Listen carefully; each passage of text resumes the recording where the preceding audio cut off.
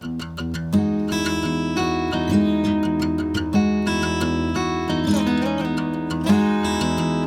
back to the How We Can Heal podcast. Today's guest is someone who brings a truly refreshing and deeply validating perspective on healing and parenthood. Madison Smith is a classical singer and Alexander technique practitioner who supports people as a voice and body integration coach. With over 20 years of experience as a professional singer and a background in dance, yoga, physical therapy, and functional movement, her work helps us reconnect with our bodies as a source of truth, freedom, and power. Madison has won numerous awards, has worked with top artists, Grammy award-winning conductors, and in renowned venues across the globe. She holds a master's degree in voice from the San Francisco Conservatory of Music and a bachelor's degree in voice from the Boston Conservatory. Today, she helps us understand the powerful neurological shifts of parenthood as pathways to growth, learning, and resilience. In our conversation, we dig into the important nuances of postpartum recovery, how common efforts to impact how we look can be harmful for how we function, and how we can focus on moving forward instead of clinging to the familiarities of the past. Madison and I connected years ago through our mutual friend Molly, and she enrolled in my Yoga for Trauma online training program just a few years ago. It's been wonderful to see our professional worlds grow closer, and I'm excited for you to get to hear from her here today. If you've ever felt like you had to bounce back fast, or wondered if your brain would ever feel the same again, this episode is here to offer you something gentle, wise, and hopeful. Please join me in welcoming Madison Smith to the show.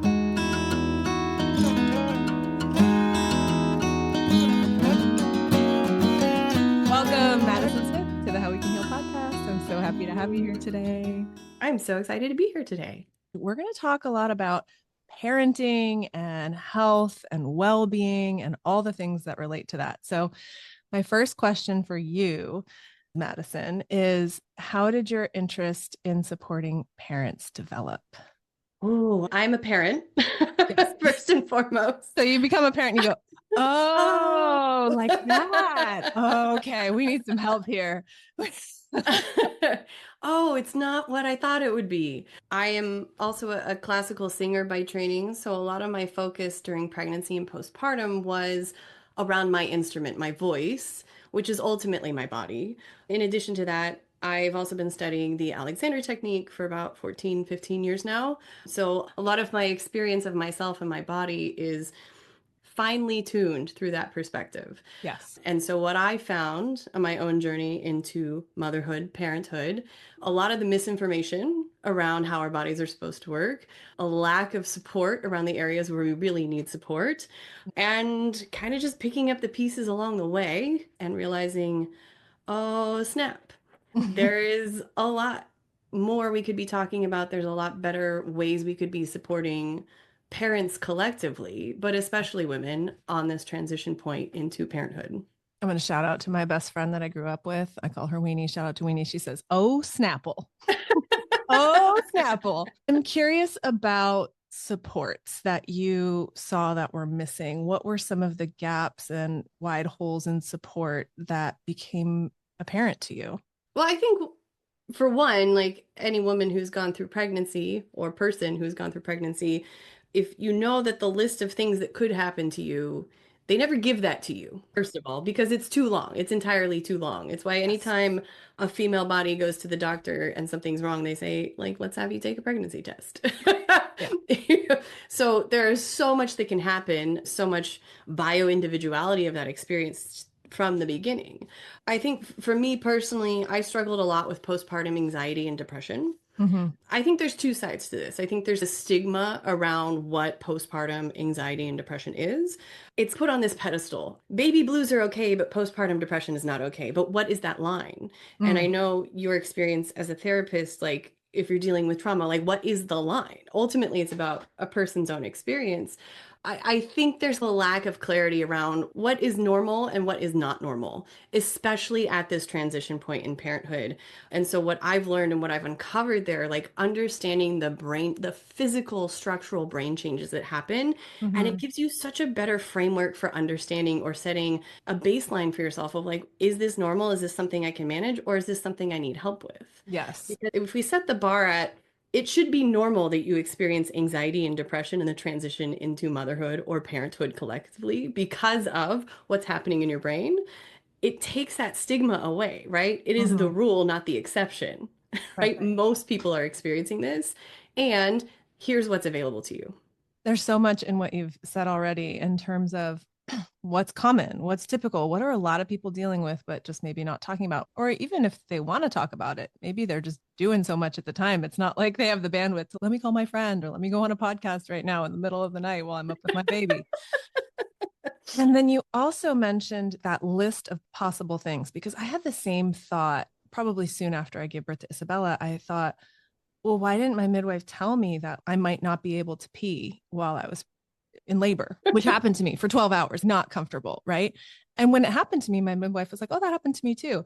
So I had this thought, why didn't you tell me that? And then I thought about it after, like, oh, because if my midwife showed up with a list of all the things that might happen during labor, it would freak me the F out. And the point of the relationship with her and all this is more about that, we can speak in polyvagal terms here, that ventral vagal relational oxytocin inducing, like support the mom, like all of that is so important. So I see why people don't get a list of all the possibilities because it could just make us feel scared, which is counterproductive, and make us feel tense, which is counterproductive to the process. But there's some like middle ground here where you do want to know what's common, what's typical, what's normal in quotes or parentheses or whatever. Like, what is normal anymore? Who knows? Nothing is normal anymore. But what you and I are so similar in this way of like, let's come back to physiology. Let's come back to what we know about, in general, our collective body experience. What happens to our bodies when we're exposed to trauma? What happens to our brains? What happens to our bodies and brains in this transition into parenthood? So it sounds like you had your personal experience and you're coming back to that. What's happening in my body and brain that helps maybe support my understanding of everything that's going on? Yeah, and you started to highlight this, but there's the flip side of it. And this speaks directly to my experience as a singer because the number one thing any singer asks as soon as they find out they're pregnant or they're thinking about getting pregnant, what's going to happen to my voice? How quickly can I go back to singing? Yes. Right? And I think this would be true in any work scenario with any career. How soon can I go back to work? How long should I take off? We really do depend upon each other for these stories about what's happening in our bodies. But there's a huge caveat here. Knowing that bio-individuality, I cannot expect my experience to be the same as yours. Mm-hmm. And if that's the frame of reference I have chosen for myself, and that's not how it goes for me, what happens? Mm-hmm. Yeah. I get upset. I feel let down by myself, by my body, by that experience. Yeah. And that's the emotional contingent part for me of like, how do we talk about this in such a way where we can share our stories, share our experiences, but with the very clear caveat of this isn't about you attaching yourself to this outcome. Right. This is a possible outcome so that you have this on your periphery, and all of this other stuff is still potentially available for Mm-hmm. better or for worse. And I think in some of the worlds I've been in, I think about like a yoga wellness focused world, which can have a strong emphasis towards quote unquote natural, right? Doing things in a non invasive way. And then I've known people who need interventions and feel shame around that, or even need to take a medication and feel shame around that. So I think there's something really important that you're highlighting in terms of trusting our own experience and our own bodies at the same time being able to listen and take in other people's information without attaching to it.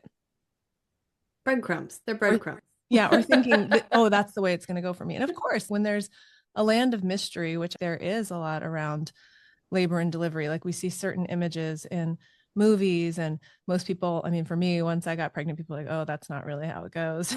Right? That's just what you see. And there's all these other options and all these other ways. So it does broaden a bit, but to what degree? And like you said, how do we stay open to just trusting our own intuition throughout the process and trusting our bodies rather than having that experience of, oh, it didn't go that way. So what's wrong? And then that can set us up for a whole shame spiral, because then it's something bad about me instead of just what was best or what is best or what's happening. Yeah. We're talking about it's bringing up a lot of my own experience dealing with the medical profession at large, Western medical profession at large. When something is wrong with you, it is very hard to get someone to take you seriously, especially in a female body. So we've really been conditioned for many years in so many ways to kind of offload responsibility of what is normal for our bodies to have someone else tell us whether our experience is true and correct. And yet, there are Mm. so many things we don't know about the female body still. Mhm. um, it's so many layers, and it feels especially raw and especially exposed at this transition point into motherhood. And I think that's ultimately where I feel that. Can we just give a little cushion here to Mm. other people going through this experience? Can we give a little space? Can we give a little support, a little grace? Yeah, definitely. More cushion, more space, more support. So there's the information about what happens, and then there's trusting your body and trusting your experience. Are there other supports that you noticed? I know you've been professionally too, supporting other singers who are going through this transition into parenthood specifically. So are there other supports that maybe you didn't see before getting pregnant, becoming a mom, that now are just loud and clear? Well, this is kind of a double-edged sword. Postpartum fitness training.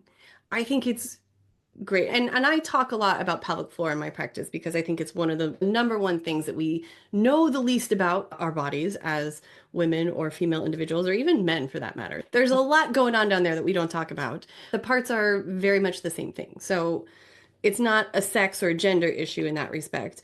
What I see in the health and wellness and the fitness industry at large is there's a lot of energy around supporting moms and getting them back to their pre-baby bodies after they have a child. Your body's not coming back. So, and I don't say that negatively, like your body has moved beyond what was available for prior. I think there's a lot more available to us now after going through such a big transition. I wanted to be able to move my body in a safe way, but I was also seeing that a lot of the information being shared in postpartum fitness spaces was not only anatomically incorrect, it was very much informed by this drive or this need to flatten your tummy and make your waist small. And even though we don't talk about that or realize that's what's happening, that is the bulk of what core workouts are, especially when they're geared towards women. When you say core, and I think of some of the well-informed practitioners I've worked with, they're like, your core is a lot of different muscles. It's your glutes and your hips and your back muscles and your abdominal muscles. But I've been in the fitness world too, where I see that lens that tends to be more externally focused in terms of what something looks like rather than what something feels like. And then focusing on that sometimes to the detriment of actual function and health. And Absolutely. I think there's a shift from what I see, right? We are all seeing from different angles of people starting to become more aware of the pelvic floor, starting to incorporate some more of that in some spaces, at least, that are a little more attuned to this, or maybe with people who are teaching who have been through birth, starting to say, okay, we've got to activate here and pay attention there and notice this and connect with breath through exercise. So there's a therapeutic way. And then there's, I want to say, like a superficial, more about how it looks way. Yeah. And focusing on the way it looks can actually be harmful because it's neglecting what's Yeah. really happening. And I mean, the unfortunate thing is like, how do you tease that apart? Because Mm-hmm. our understanding of function is so driven by aesthetics and has been for so long. So Mm-hmm. even this idea of like belly button to spine, which is something that is very prevalent as a core cue for supporting your spine or your posture. That was created by a physical therapist in the 80s, but it was never intended to be used in this way. Mm. So it's become so pervasive. So many people cue that, but that's not actually how our abdominal wall functions. If we're trying to support someone postpartum, I injured my back 2 months postpartum, and it took me almost a year to heal it. Mm. And looking back, I think a large part of that was because the information I was getting was misinformed about core support function and pelvic floor function, even though this is coming from a very specialized postpartum fitness space. It was the right intentions, full stop. But if so much of our understanding of how the body is supposed to function is misinformed, we're not going to get the results we want. We're going to be going, what's wrong? What's wrong with me? Why can't Mm. I do that? So, what did you learn that helped you access healing for your back? Mm. A lot of it's time, right? Yeah. I had a natural delivery, I had a low intervention delivery, Yes. but I had a vaginal birth. That's what I meant to say. I mean, they say 9 months in, 9 months out, but it could take years for you to Oh, feel yeah. like yourself again. So I think the modicum of understanding healing is a non-linear thing. First of all, it's not that you just magically go back to what you were and things heal. I think there's also an emotional element to healing in that, and I'm sure you can get on board with this. Every time I felt like I healed the thing that was bothering me, something else cropped up. And I think it was less about that those things were wrong, but oh, I'm in a space now where I can pay attention to these things that have needed my tending for so long, and I haven't been available to it. Mm-hmm. So, I mean, there's a very practical element of what did I learn that helped me fix my back? And it was understanding how the transversus abdominis functions. It Yeah. actually expands outwards, right? It doesn't contract inwards. So when you breathe in, it expands outwards. And that allows for that descension of the diaphragm, for the pelvic floor to move, all of these things. So if all of the information we're getting about core is to keep things tight or belly button to spine, that's not allowing our TVA muscle to move the way it needs to move. It can lead to being hypertonic, which is also an issue. And Yeah, hyper and hypo, it means that we're not breathing fully into our lungs. It means our diaphragm's not moving, which means our core system is not functioning properly. And if we're not able to fully inflate our lungs, that means we're breathing pretty high and pretty tight. What does that do to our nervous system? That feeds this loop that we're in a state of panic. mm, Right? That's lighting up our nervous system. If everything's tight here, if we're not breathing fully, we're kind of living in this constant state of fight or flight. sending cues of lack of safety. Yeah. Yeah. So it's layers upon layers. Yeah. I've also been thinking a lot lately about bracing and like Mm. seeing it in clients, noticing it when we think something's going to happen or when we're just collecting in stories and not releasing somatically. It's like this tension that builds up or bracing against something. It just makes me think of that from an aesthetic standpoint, or even just from a functional standpoint. Oh, I'm trying to support my spine. We could end up in this way, bracing ourselves so we're not allowing fluid movement. And the fluid movement could be, right? There's always individuality here, but the fluid movement could be what allows us to activate and soften in a more balanced way and explore a different range of motion. There's another element here of just pain science in terms of when we learn something hurts and we brace around it and we light up that cue, oh, Absolutely. pain, danger, or then someone says, don't do that, it's going to hurt you. Then you do it and it hurts because that's what it's been primed for. Right. So it's so interesting here though, because I was talking to Tara Tonini, who came on the show to talk about acupuncture and women's health. And she said that one of her thoughts about acupuncture and why people tend to avoid it is because when you're young, you go to the doctor and they say, this isn't going to hurt at all. And then they prick you and it hurts. So it's like when someone says, oh, acupuncture needles don't hurt, like, I heard that before. Right. Like, so there's something in here about how do we tell truth about pain without exacerbating it? How do we find fluidity of movement even when we are feeling pain? My experience postpartum is definitely nonlinear in terms of, I had back pain, I had hip instability. There are some days where I still wake up and I'm like, oh, that's worse today. Okay, it was a lot better last week. Right. And sometimes I know what happened. Oh, I did a 10-mile run yesterday and it was slippery and mud. So I had to do more stability and this is new. And some days it's not clear. It's just a ride. that we're on, and we have to kind of listen and be responsive and choose the next tool. Well, it's interesting you're saying this because my question to you, like in a practitioner sense, is like, what are you looking for? Mm-hmm. And I don't want to put words in your mouth, but I think a lot of times people are, I want it to feel like it used to feel.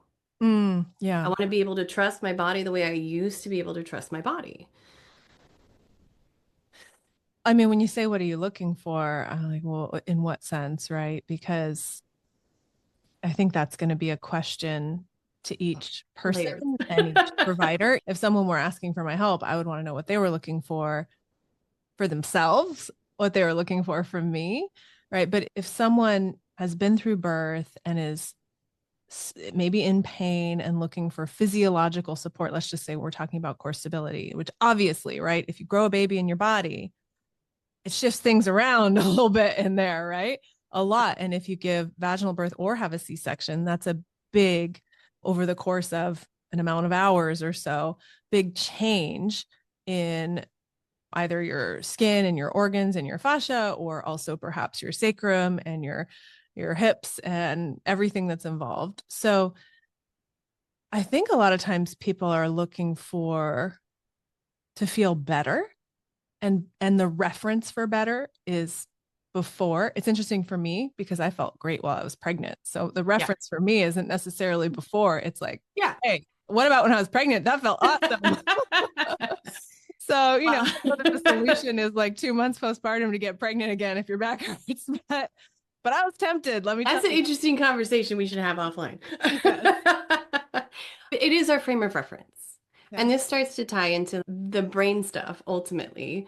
A lot of this comes from the Mother Brain book by Chelsea Conaboy, who is a medical journalist. She went out there and she like dug up all of the studies there are for women going into parenthood. But I think the interesting thing that I want to highlight is, and we know this in other areas too, your brain physically changes on the journey into parenthood. I say parenthood collectively because any person who is in a full-time caring position experiences the same kind of physiological brain changes. Mm. Now, we don't have enough study to say precisely what changes they are. In some studies, it is less gray matter, and some it's more, it's white matter. Everyone's looking at different things, but I think there's enough data to suggest that there are physiological brain changes. Even if we're not sure why precisely, we see it. And this is something we also see if we're dealing with illness or disease. We saw it with COVID patients. We also see this in peri and menopause, Mm. brain changes. So these times of like big physiological transition, our brains are impacted.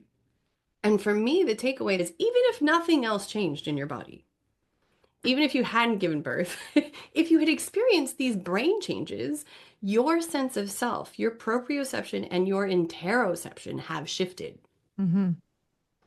And this is a beautiful tie into my work with the Alexander technique because I remember one of the first sessions I ever had, the instructor had me shift my head slightly, and I mean like a millimeter, but it felt like my whole head moved off my body, right? Mm-hmm. And it really plays with this sense of, as I said, interoception and proprioception, our understanding of ourselves in space, and particularly in parenthood and motherhood, our sense of self emotionally too. Because now all of these things that we knew to be true no longer feel true. Yeah. And when we take that pressure off, it's not me. It's not that I've changed. Like my brain has changed. Literally, my whole worldview has shifted through this journey.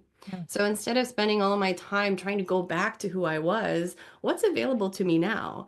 And for me, as a coach, as a practitioner, like that's where the good shit is. Mm-hmm. I love that you're talking about Alexander technique. I was just in a training the other day about the Alexander technique and deep brain reorienting, which we talked about last season with Dr. Ruth Lanius in terms of treatment of trauma and dissociation. In deep brain reorienting, we focus a lot on movements of the head or the initial moment of shock in trauma and how we respond. And a lot of times there's maybe a pull back with the head. If there's something sudden that happens, we'll pull back or we'll turn our head away, or there's just these ways that we can unpack. If there's an initial moment, split second reaction, we can start to unpack some of that. And even these small turns of the head and then slowing things down and exploring what what happens in our interoception, feeling into what we're noticing in our bodies. And just, I think most people listening know the difference, but like interoception, feeling into somatically what's happening internally in your body, proprioception, feeling your body in space, right? But in deep brain reorienting, we're really curious about those head movements. And I think it fits right in with Alexander technique. So Yeah. it's so interesting that you found that and that you found that little tiny shift to be so powerful. Yeah, that was like the first time I'd ever done Alexander technique as a young 19-year-old singer. Oh, yeah, way back. Nice. And I have since done many, many years of studies, but it is it is disorienting. And then it also ties into the dopamine, the predictability system of our brains, right? A lot of times we think of dopamine as the rewards, like it's good stuff, it feel good stuff. But you also get rewards for things that don't feel good necessarily, but it's because our brains can predict the outcome correctly. Or So we even get the seeking, right? I think of yeah. dopamine with like seeking something too, like, ooh, I'm gonna have this for dinner. Yes, I had that for dinner, I know right? exactly what this is going to taste like. Right. Yeah. The predictability. Yeah. Looking for that. Exactly. And so movements are the same thing. And our understanding of our bodies is the same thing. The predictability of it is a safety mechanism for us. It makes sense. If you love this podcast, I bet you would love the Yoga for Trauma online training program.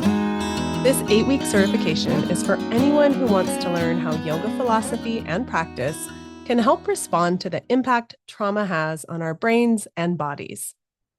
When you join the program, you'll learn the theory and best practices for incorporating somatic skills into your healing work. Students often come into the program knowing that yoga can be helpful for stress management, but unsure about how to apply the practice to specific aspects of trauma recovery.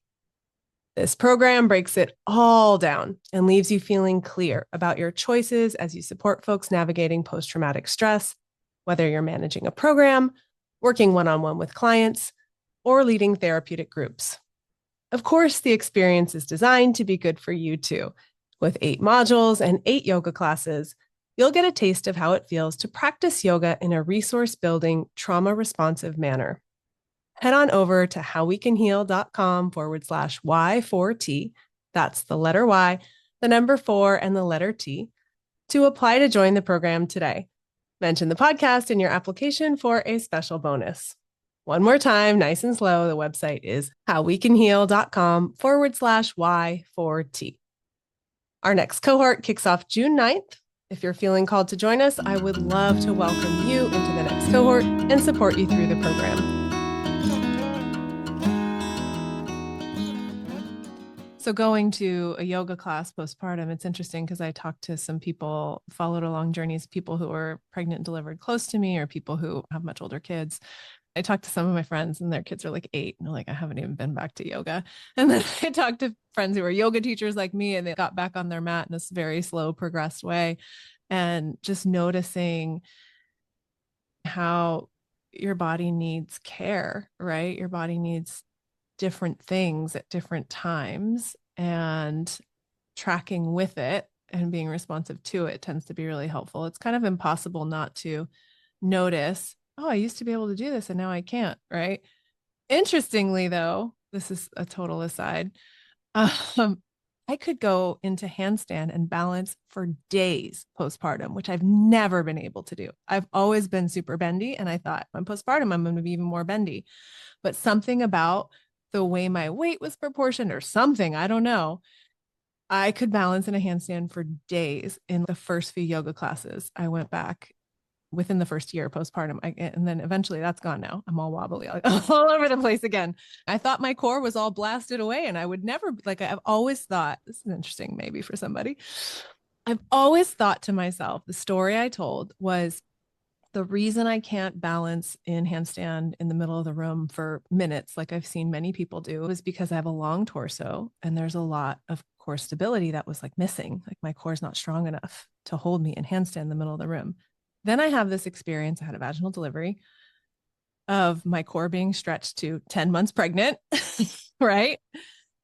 And within a few months after that, being able to nail a handstand and hold it in the middle of the room, no problem. I was like, what? This is cool. This feels so different.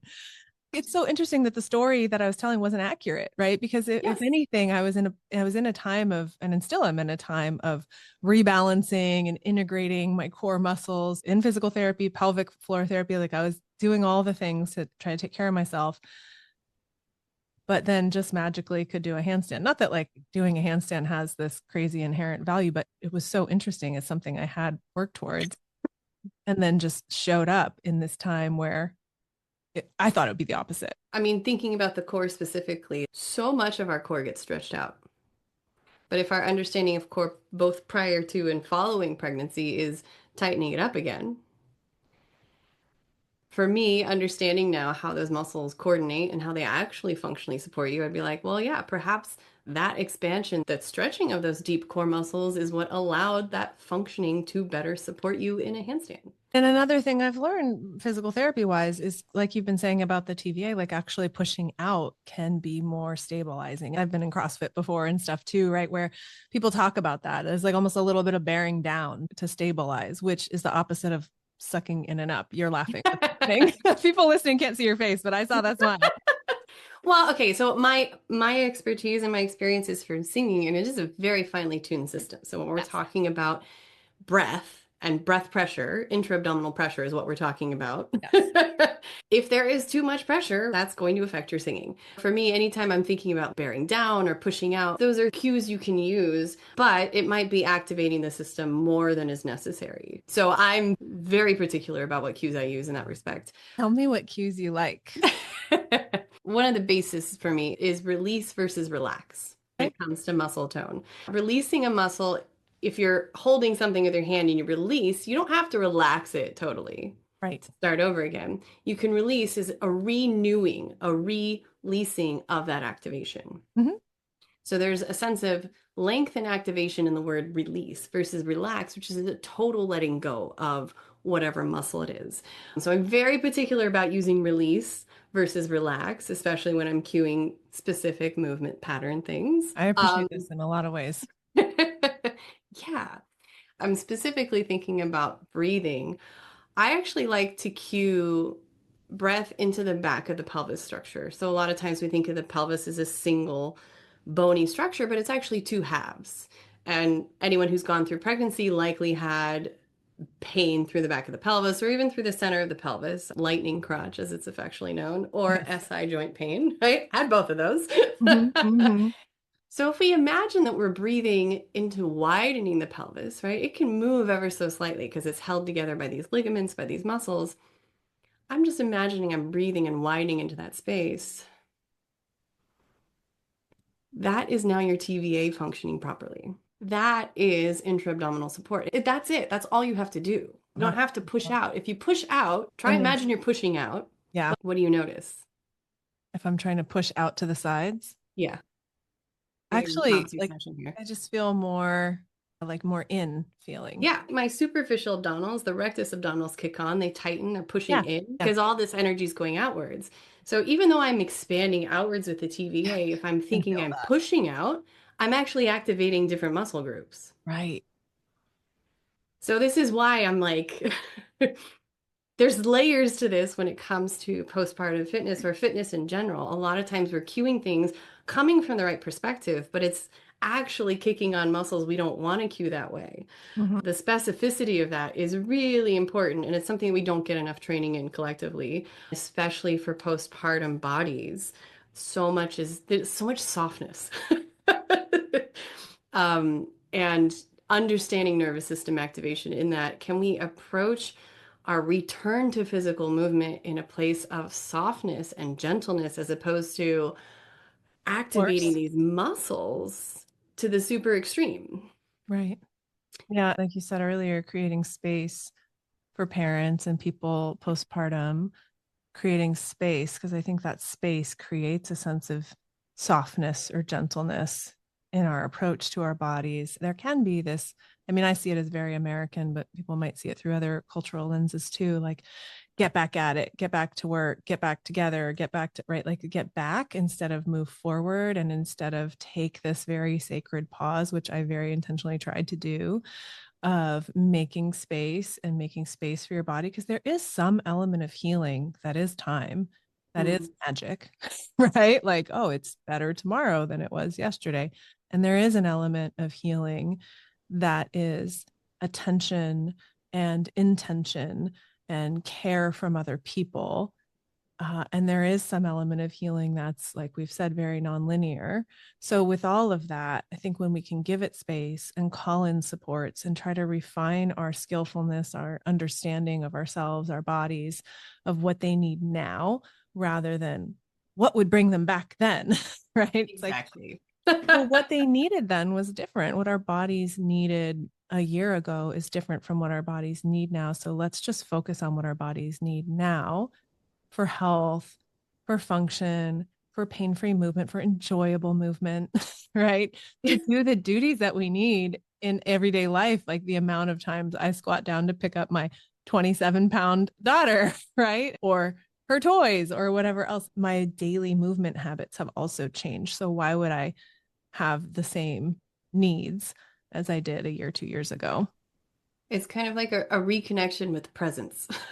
Yeah. all all facets. Is so much a basis of trauma informed work. And I know you've done studies in trauma informed care. You've done some with me. Yep. What does it mean for you to be trauma informed in your work? A lot.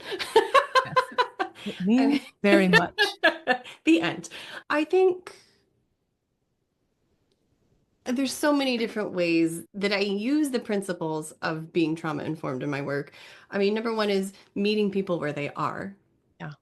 and not having an idea or an expectation of what I want from them. Mm. And something that always rattles around in my brain I did Lisa's yoga for trauma, yoga Lisa's yoga for trauma. I got that name on a retreat that Madison came on in Bali. Was that 2017 maybe? I think the person holding the card for our pickup said Yoga Lisa. And so I became Yoga Lisa and it has lasted. I love it. Uh, this idea of balance, right? We're not trying to, and this is something that ties into resilience too, right? We're not trying to avoid the feelings that we experienced in trauma or the negative feelings, or this is a great tie into pain. We're not trying to avoid the sensation of pain, but how do we move through it? Yeah. How do we relate to it even? Yeah. Yeah, and breath for me, like ultimately, all of my work foundationally is how can we breathe through it? Because if our respiratory muscles are working properly, that means our postural muscles are working properly. That means we can connect with our nervous system properly and cool it down when we need to.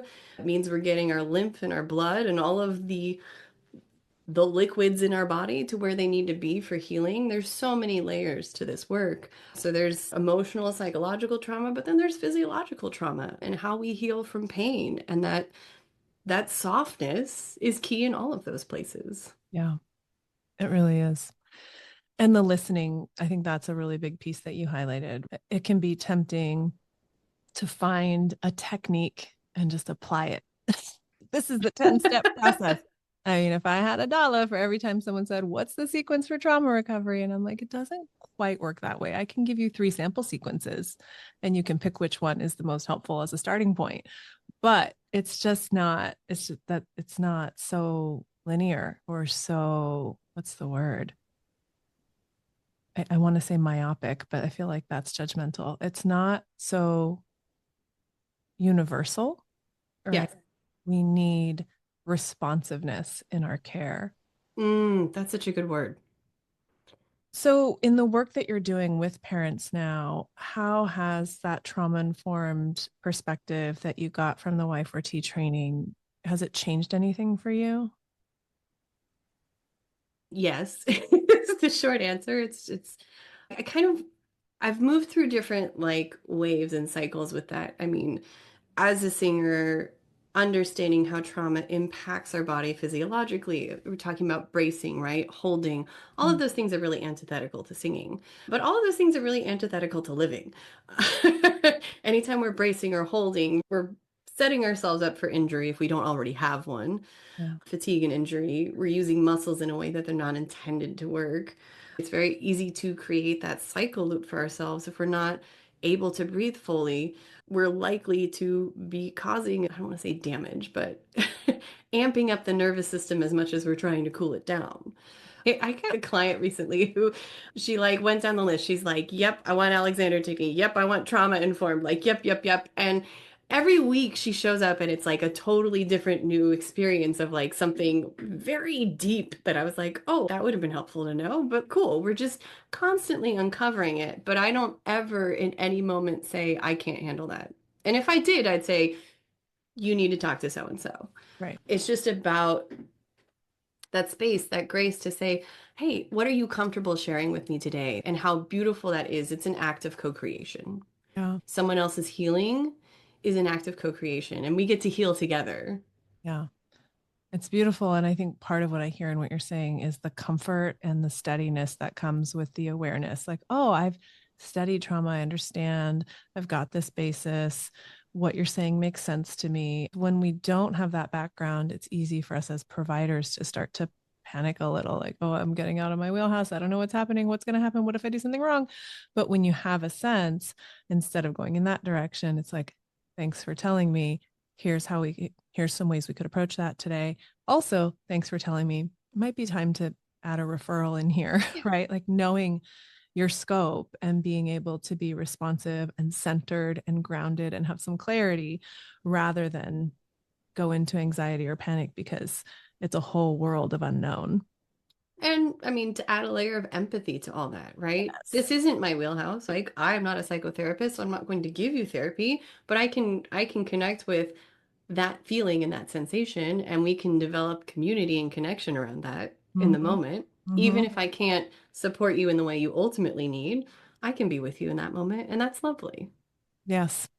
One of the things I've been loving is something called dream storming. I don't know if you heard the episode with Dr. Jennifer Gomez, where she talks about this term that she came up with. Instead of brainstorming, like, okay, we've got a problem and thinking about the problem at the same level that it was created, going out to the dream and pulling from there. So if you could dream storm what it looks like for parents to have access to care, to have supports, to have health and healing in this big change, right? It's a big change to go from a person maybe just taking care of yourself to a parent, or even to a parent the second or third time, or a parent of multiples, right? So if you could dreamstorm what's available to people, what would you see? That is such a great question. I love it. It's one of my favorite things. I'm like, let's dreamstorm. Hi, nice to meet you. Let's dreamstorm. What immediately comes up, and we haven't really talked about this yet, but I think it sets that opportunity in play, which is when we're going through the journey into parenthood, our brains are shifting, but it actually gives us access to heightened myelination and neuroplasticity. So, what does that mean? That means we can learn new things more quickly. It's how we become better parents. We're able to learn how to respond to our child's cues. We get real intimate real fast with this little being, right? We learn really quickly how to keep them alive. Mhm. Yeah. It's amazing. And it's not just for parenting. That's your life, that's your career, anything you want.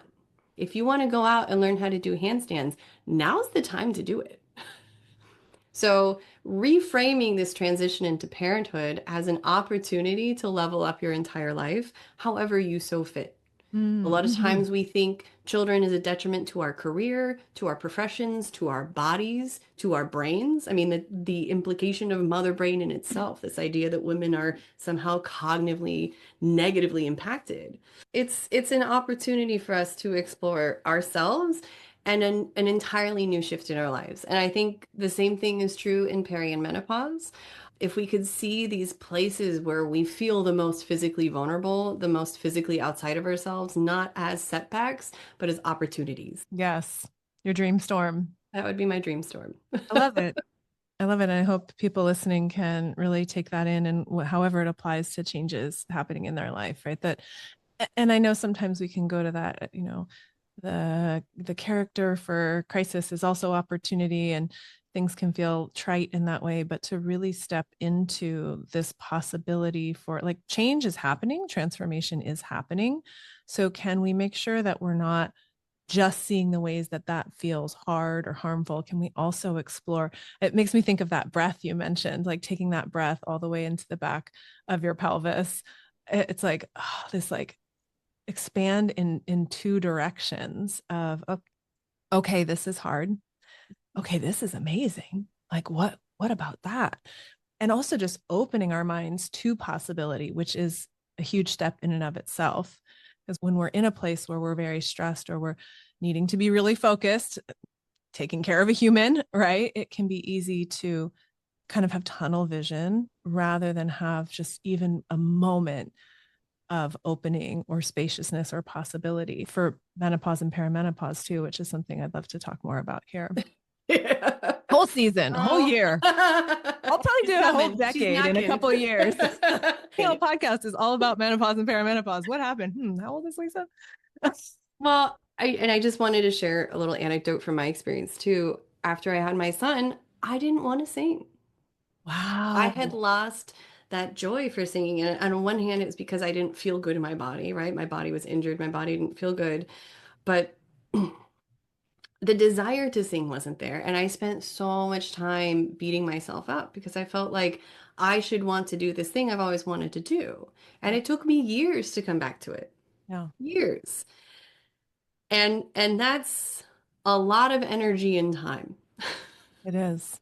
And I think that's just one example of how the transition, such a big transition into parenthood, can feel so ungrounding to us. And the only thing we have to tether us back to our reality is what we knew. Yeah. But instead of beating ourselves up when those things don't fit, giving ourselves the space to let go and open up to what else might be available. Right. And that really feels full circle to how we started this conversation around, instead of reaching back, being responsive to what's true now. And that's such a powerful practice in trauma therapy, I'm imagining in your coaching, in so many practices. Okay, well, what's actually happening now? Because we can get really in our heads about what's supposed to be or what was or what will be, and this is the path. It's like, well, what do you What it looks like actually? for someone else.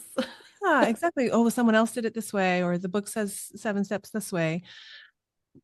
And I love a good structure when it works. But when we bump up against it and it's not working, well, what actually do you want and need right now? And it's so interesting that something you've loved became something that you weren't feeling the joy in. I imagine that's quite a reckoning and a process. I mean, I've heard you sing recently. Your voice, by the way, my goodness, woman, like it is so amazing and beautiful and angelic. I know that's probably overused in your world. Oh, the voice is angelic, but I'm like, literally, angels are singing right now when I hear you sing. It's so amazing. So, yeah, anyone who has the opportunity to see you perform, I'm just going to highly recommend it. Good for the soul, get some goosebumps, very inspiring. As someone who's always loved to sing, but like my highlight is performing Little Mermaid at Molly's show. I would love to just like borrow your body for a day and be able to do that. Like, You too can have pipes like this if you just breathe into your pelvis. you just breathe into the back of your pelvis. You too can It's a little pedantic, but it's probably more true than that. you can have soprano pipes like this, right? I'm probably more of an alto, but So, what would you just say to someone who's listening? Maybe they're going through a big change. Maybe that change is the change into parenthood, and they're just looking for some kind of next step in healing. How would you give them a little bit of support, direction if they're looking for it? I know we're just talking about intuition, so the direction might be right back to themselves. What would you say to someone? First and foremost, you don't have to do it all. Yes. Hallelujah. Hey, there's a lot of energy out there around doing all of the things. Our bodies can't physically do all the things. I think rest is so entirely underrated, and breathing is a form of exercise. Those two things for me. So you can rest and you can breathe, and that is a form of movement. That is a form of muscular activation.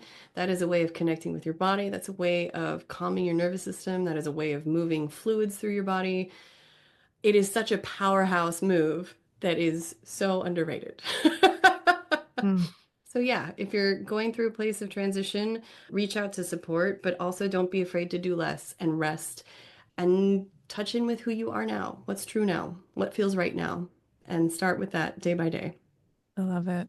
And when you talk about rest, it feels so important with parenting because many people lose a lot of sleep for a number of years. And so if you can't get a full night's sleep, Like I definitely did not get a full night's sleep last night. I probably got interrupted 6 times, which is not typical, but happens, right? There Yeah. are certain nights where for whatever reason, something's going on. You're like, oh, here I am awake again. Oh, this time it's not so bad. Oh, this time I'm really drowsy. What's going on? Right. And so rest for me too, it has become, I've always been a proponent of it, but it's like finding moments of rest can be so powerful. And if you're in bed and you can't fall asleep, can you rest? Can you breathe? Yeah. I just did that the other day. I'm not someone who usually has a hard time falling asleep, but I was in bed and I was a little bit wired and everyone else was sleeping. I was like, this is like prime time. Everybody else is sleeping. You can come on. So I just started doing a longer exhale, which, you know, from the physiology of breathing and from yoga, it tends to be more soothing. And I think I got to 4 breaths is the last thing I remember, that's impressive, right? Like, then I woke up the next day and didn't remember till noon that I took some deep breaths. And micro rest, right? Any little window of it. And some of that is the permission to do less. Some of that is that let's not try to do it all. Let's try to find what the most essential need is and meet it. Yeah. Get the support that feels best. We were talking earlier about having different providers and experts on your team and really trusting the intuition of that. I mean, there have been people I've worked with that have been really helpful for some things, and then I'm done, right? And then move on or let that go, release that and make space for nothing or make space for something else. It's that taking ownership of your experience. Yeah. I love for it. yourself and for your body. What's next for you? What are you offering? Are you writing a book? Are you going to write a book? Are you going to sing a book? I'm going to sing a book. I had thought about writing a book, although it would probably be something very specific to singers. I don't know. I'm actually kind of shifting my focus lately and doing a lot more in-person work here in San Francisco and hosting workshops specifically for mothers. I've been doing a lot more work around body love, body image, body confidence, because all of these things are interrelated. And I might actually start rolling out a program for teens as well. I Beautiful. did one recently for a couple of teenage girls, and I think that's something that could be really valuable for these tender babes. Yes. How could people get in touch with you if they want to follow your work or work with you directly? Great. Yeah, my website is madsoprano.com. And that's my tagline for Instagram and Facebook. I'm not as much on TikTokies, but it's there just in case. There, just in case. Nice. Yeah, hopefully you can find me or you can find me via Lisa, Yoga Lisa. Yoga Lisa has your number. Yeah, I'm looking forward to doing more in-person workshops here in the city and trying to build more community here. So particularly for anyone in the Bay Area, definitely would love to see you and reach out. Yes, I love it. Last question. What brings you hope? Oh, God, looking in my son's face. Right. I know the world is a scary place right now in a lot of ways for many people, but this is temporary. Yeah. And someday our children are going to be running the show, and we have the opportunity to cultivate a new reality. Yeah. We can dreamstorm it. Thank you so much for being here and for sharing yourself and your work. I think it just brings up so many different avenues coming together and more questions. I'd love to hear from people in the comments. If you're listening and you have a question or a thought you want to share, post it in the comments or you can email us at podcast@howwecanheal.com. Thank you, Madison. Thank you, Lisa. Such a pleasure.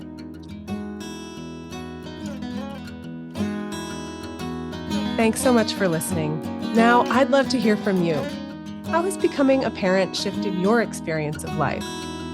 Or what massive life transitions have you experienced? And how did you feel supported through them? Share your answers and what's been healing for you in the comments below on YouTube or find me on Instagram at HowWeCanHeal. Don't forget to go to HowWeCanHeal.com to sign up for email updates as well. You'll also find additional trainings there, tons of helpful resources, and the full transcript of each show. If you love the show, please leave us a review on Apple, Spotify, Audible, or wherever you get your podcasts. If you're watching on YouTube, be sure to like and subscribe, and keep sharing the shows you love most with all your friends. Visit howwecanheal.com/podcast to share your thoughts and ideas for the show. I always love hearing from you. Before we wrap up for today, I want to be clear that this podcast isn't offering prescriptions. It's not advice, nor is it any kind of mental health treatment or diagnosis. Your decisions are in your hands, and I encourage you to consult with any healthcare professionals you may need to support you through your unique path of healing. In addition, everyone's opinion here is their own, and opinions can change. Guests share their thoughts, not that of the host or sponsors. I'd like to thank our guest today and everyone who helps support this podcast directly and indirectly. Alex, thanks for taking care of the babe and the fur babies while I record. Last but never least, I'd love to give a special shout out to my big brother Matt, who passed away in 2002. He wrote this music, and it makes my heart so happy to share it with you here.